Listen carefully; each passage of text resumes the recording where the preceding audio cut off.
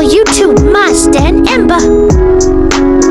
Kisah Nabi Musa tak sengaja membunuh orang. Nabi dan Rasul tidak lepas dari dosa. Nabi Musa misalnya juga melakukan dosa di dalam hidupnya.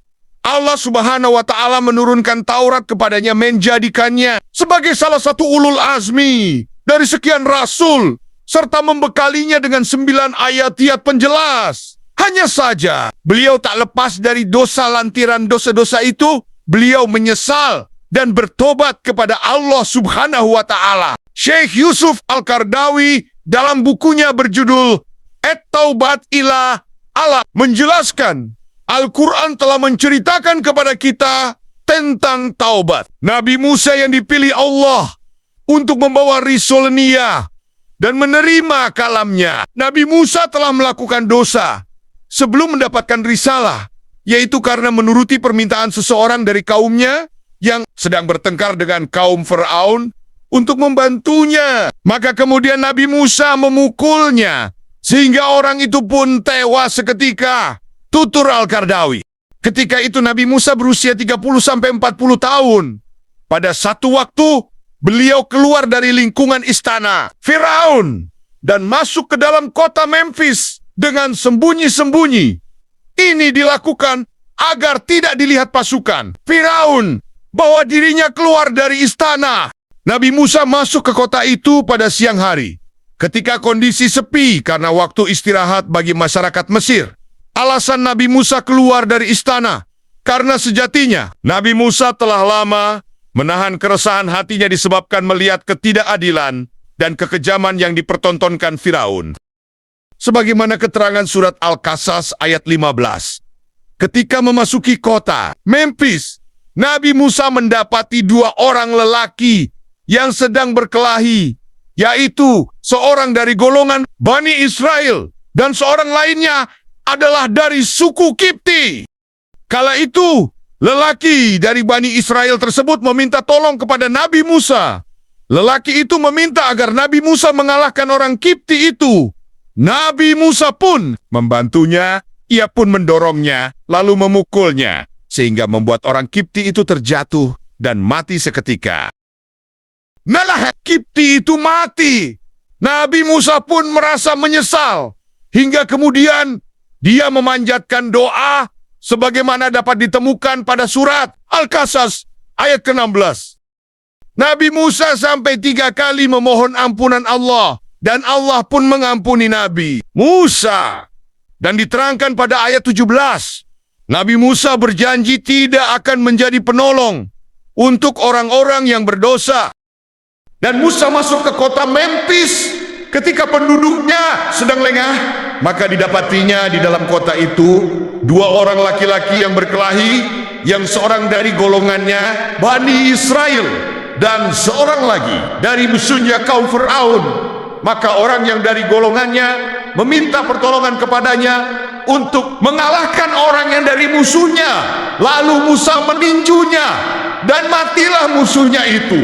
Musa berkata, "Ini adalah perbuatan setan.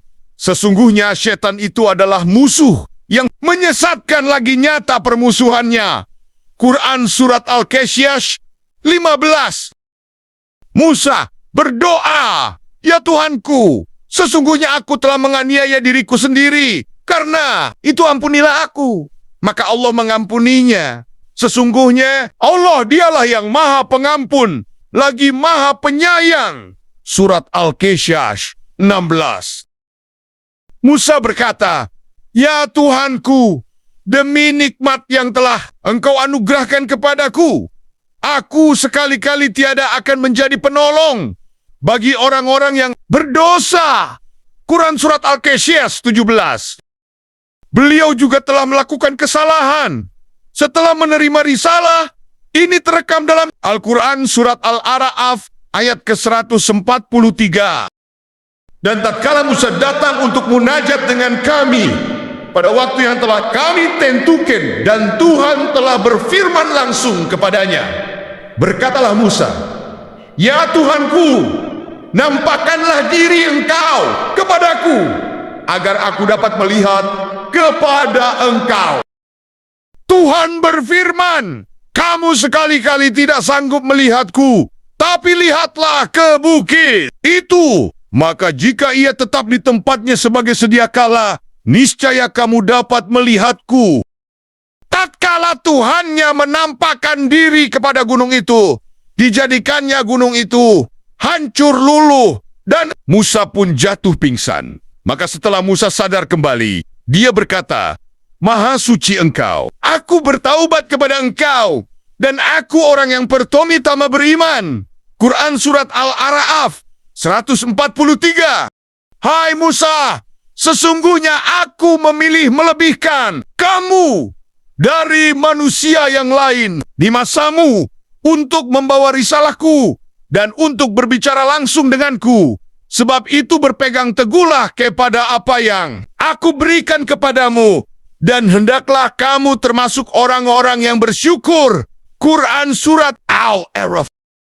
Ketika Nabi Musa kembali kepada kaumnya setelah beliau melakukan munajat kepada Rabb-Nya selama 40 malam dan mendapati kaumnya telah menyembah anak sapi yang dibuat oleh Samiri dan menjadikan anak sapi itu sebagai Tuhan yang disembah, maka amarah beliau pun segera meledak. Nabi Musa pun berkata pada kaumnya, alangkah buruknya perlakuan kalian sepeninggalku. Kemudian beliau melemparkan lembaran-lembaran yang terdapat di dalamnya Taurat kalam Allah. Beliau melemparkan lembaran itu ke tanah, padahal di dalamnya terdapat firman-firman Allah. Kemudian menarik kepala saudaranya, Harun, kepadanya, padahal ia juga adalah Rasul sepertinya jua. Dan saudaranya itu berkata kepadanya, wahai saudara seibuku, mengapa engkau tarik jenggot dan kepalaku? Karena kaum kita itu menganggap aku lemah, dan mereka hampir membunuhku. Maka janganlah engkau jadikan musuh-musuh gembira melihatku, dan janganlah jadikan aku dari kelompok orang yang zalim. Syekh Al-Qardawi mengatakan, di sini Nabi Musa menyadari kemarahannya. Itu, meskipun marahnya itu karena Allah Subhanahu wa Ta'ala, Nabi Musa berdoa, ya Tuhanku, ampunilah aku dan saudaraku dan masukkanlah kami ke dalam rahmat Engkau, dan Engkau adalah Maha Penyayang. Di antara para penyayang, Quran Surat Al-A'raf 151. Itulah kisah Nabi Musa yang tak sengaja membunuh orang. Terima kasih sudah menonton. Semoga video ini bermanfaat. Subscribe, like, share, dan komen.